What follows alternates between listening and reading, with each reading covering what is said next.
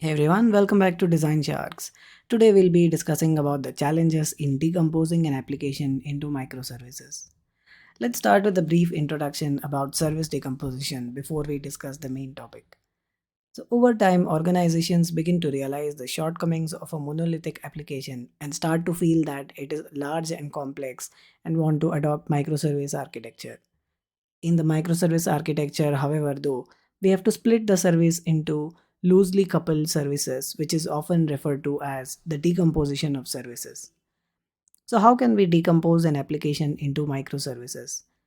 While decomposing, we must take care that each service should do one function or a set of closely related functions, and the services must be loosely coupled.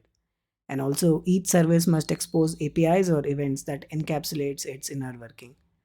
There are many ways of decomposing a service. Two standard ways are decomposing by business capabilities, where we decompose based on business functions such as logistic, accounting, etc. And the other one is decomposing by domain, where we decompose services based on domain entities such as user or order. We will discuss these approaches in detail in another video.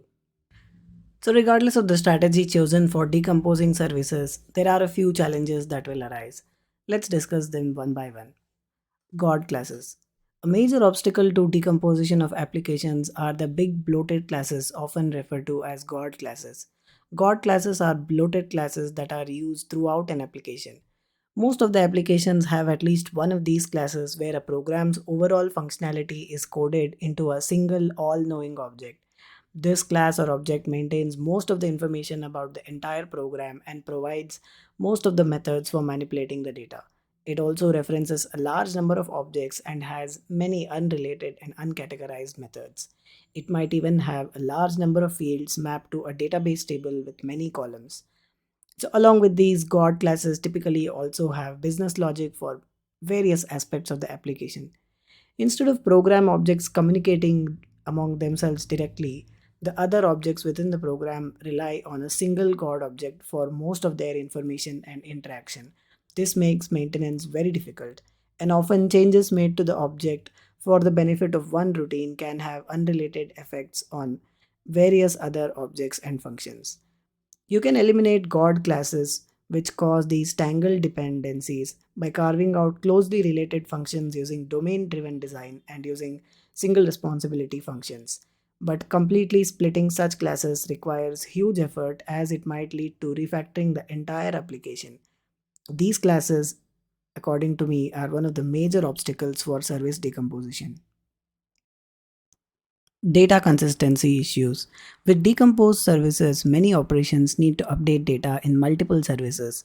Both of these updates must be done atomically. The traditional solution is to use a two-phase commit-based transaction management mechanism, but this is generally not a good choice in modern applications where sagas are commonly used. A saga is a sequence of local transactions that are coordinated using messaging. Sagas are much more complex than traditional ACID transactions, but they are known to work well. A major limitation, though, is that they usually ensure that data is only eventually consistent. So, even in cases where data can be eventually consistent, solutions have to be designed and architected to handle inconsistencies and make the system self heal without any manual intervention. For use cases where we need to update the data atomically, it must be present within the same service, causing an obstacle to service decomposition. Increase in response times. Increase in response time or latency is one of the major concerns in distributed systems. If services are not designed and decomposed properly, it could result in multiple round trips between services. This can be tackled to some extent by implementing batch API calls and fetching more information in each call. But in other situations, the solution is to combine services and replace the expensive network calls with function calls in the same service. Services must be carefully architected by considering all use cases to avoid multiple round trips and increased latencies. Points of failure.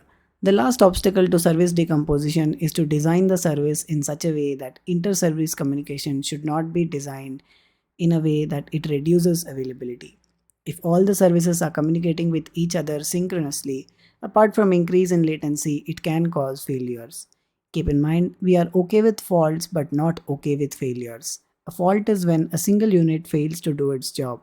But a failure is when a fault causes an entire system or service to go down. So as you can see in the figure, service C is being designed in such a way that all the requests coming from a user are progressing to get data from service C. We should ensure that main operations on the website like placing an order should not fail if one service is not available. Using asynchronous messaging eliminates tight coupling and improves availability, but we must keep in mind that it should not affect the data inconsistency. Points of failure. The last challenge that we will be discussing is to design services in such a way that inter-service communication doesn't reduce availability. If all the services are communicating with each other synchronously, apart from increase in latency, it can cause failures. Keep in mind we are okay with faults but not okay with failures. A fault is when a single service or a unit fails to do its task, but a failure is when a fault causes an entire system or service to go down. Main operations on the website, like placing an order, should not fail if one service is not available.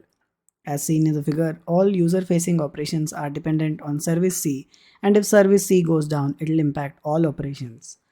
Using asynchronous messaging is one option to eliminate tight coupling and improve overall availability. But as we discussed previously, we must take care of data inconsistencies there. If you've reached till here, I assume you would have loved our content. Let us know your views on the topic in the comments and support us by liking, sharing, and subscribing to our content. Cheers.